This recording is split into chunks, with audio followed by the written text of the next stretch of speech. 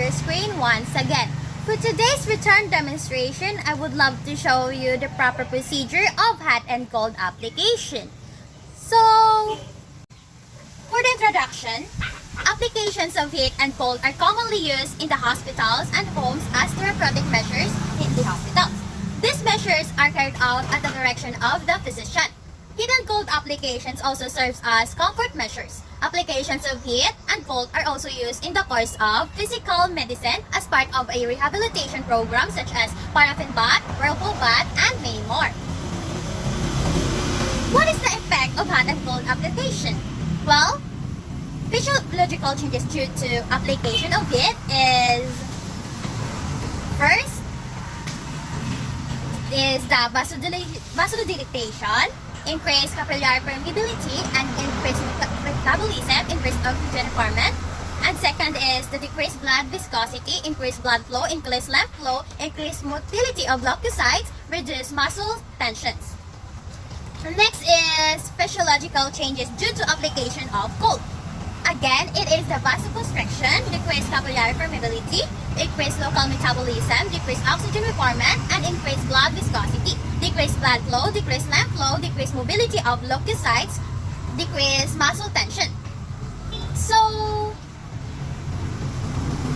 there is a secondary effect of each application. The secondary effects of heat application is the heat is applied for 1 hour or more. Vasodilatation will be always followed by vasoconstriction due to reflex action of the body attempts to control its excessive loss from the area. Continuous exposure to heat also damages the epithelial cells, localized tenderness, and even blood vessels.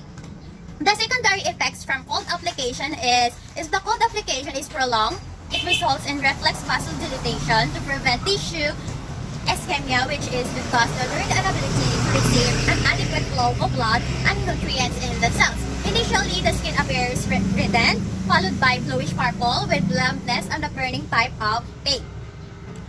Have you ever wondered why? What are the purpose of hot and cold application? Well, cold treatment reduces inflammation by decreasing blood flow, applying within 48 hours after an injury.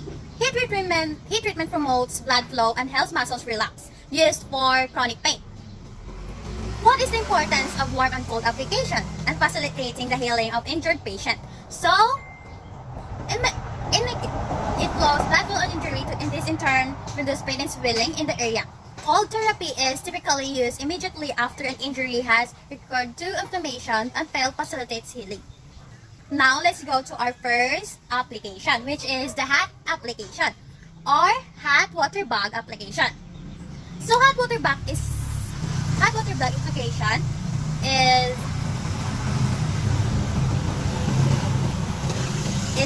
application of heat means it's the use of an agent warmer than the skin, which may be applied in either a moist or a dry form. It can be applied to produce a local or system effect or both.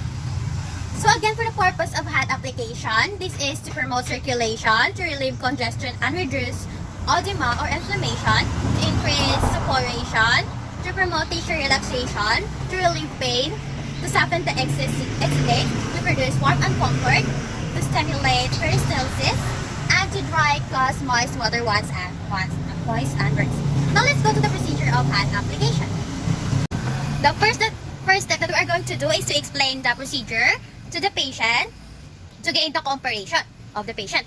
So, ma'am, good morning. I am going to perform a hot water bag to you. So, then the second thing we have to do is to assess the skin where we're going to apply the heat or the hot water bag. After assessing the skin, we have to assemble the equipment. We have to close the door, to close the curtains to promote privacy. Next is we are going to begin the procedure. We have to start wash our hands to prevent the spread of microorganisms and to prevent cross-contaminations. Check the temperature of the water using the wrist or the inner portion of the wrist, and then rinse the water bag, empty and refill. Washing the bag using water warms the cover. Then we have to fill the bag to 1/2 or 2/3 full. After filling the a bag with hot water. We have to expel the remaining air by pressing the proportion of the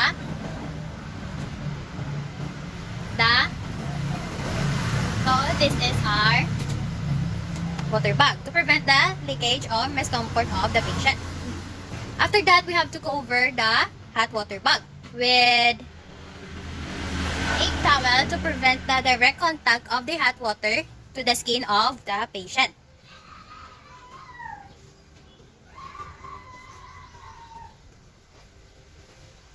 Assess the condition of the skin and the patient response to heat.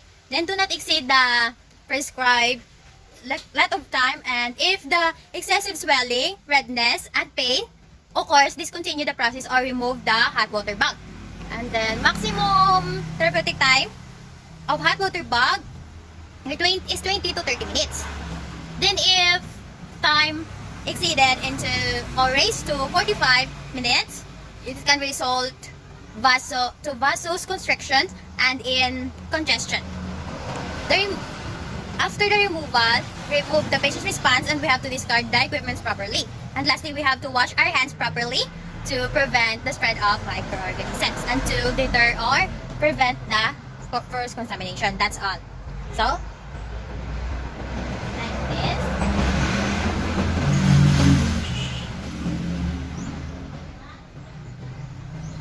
So, our next procedure is the application of cold.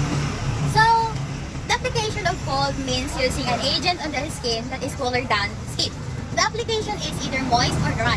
It can be applied to procedure, a local or systemic effect, or both. The purpose of application of cold is to reduce inflammation, to relieve pain, to prevent edema, and reduce inflammation, to control hemorrhage, to decrease metabolism and thus prevent gangrene, to reduce body temperature, to anesthetize an area for a short period, and to inhibit bacterial growth and prevent suppuration. So the objectives of cold application is to relieve pain, burning or irritation, to control bleeding, to prevent gangrene by decreasing the tissue metabolism, to prevent or reduce inflammation and edema, to inhibit the bacterial growth, and prevent suppuration, to reduce the body temperature, and again to anesthetize an area for a short period. Now, let's start the procedure. So the next procedure is the ice bag or ice bag application. The purpose, as I said earlier, the purpose of this procedure is to promote vasoconstriction, to decrease edema, and temperature to reduce pain. First is we have to review the order and the length of the treatment to ensure the accuracy and the provision of treatment. Then we have to gather all the requirements according to its specific application. And then we have to wash our hands to prevent the spread again of microorganisms and for cross-contaminations. And we have to test the ice bag if there is any leakage in it.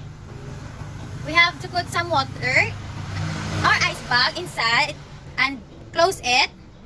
We have to invert it and press it as to know if there is any leakage of the ice bag or the limits of the patient from being sold. We have to cover it so again, fill the bag with 2/3 or fulls of ice bag. 2/3 of ice bag of ice. So after putting an ice, we have to remove the excess air by pressing the ice bag like this, because the excess air increases evaporation of the ice bag and result to cross melting of ice, and the warm air result from easy melting of the ice and can interfere from the conduction of the cold.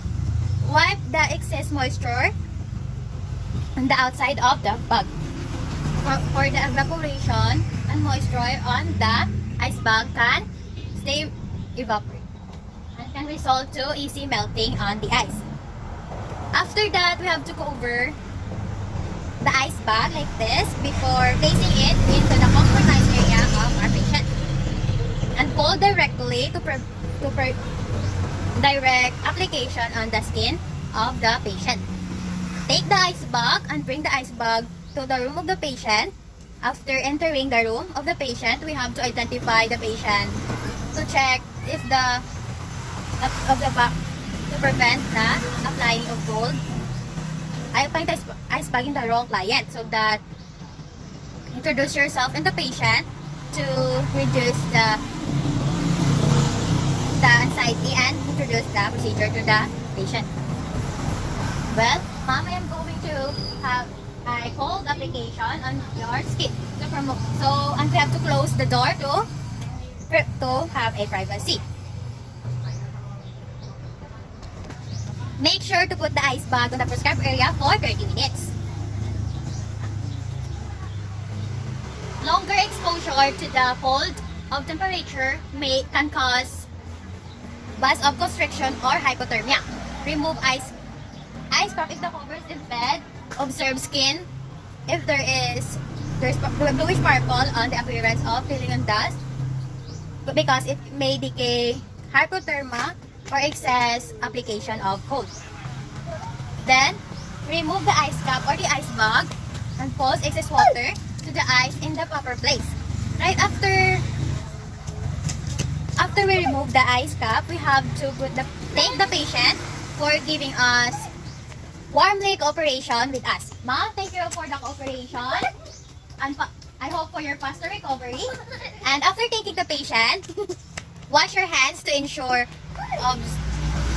to prevent the spread of microorganisms and for your safety to prevent again contamination. So that's all. After care of the patient and after the procedure, remove the ice bag when treatment is over. Note the patient response and make him comfortable.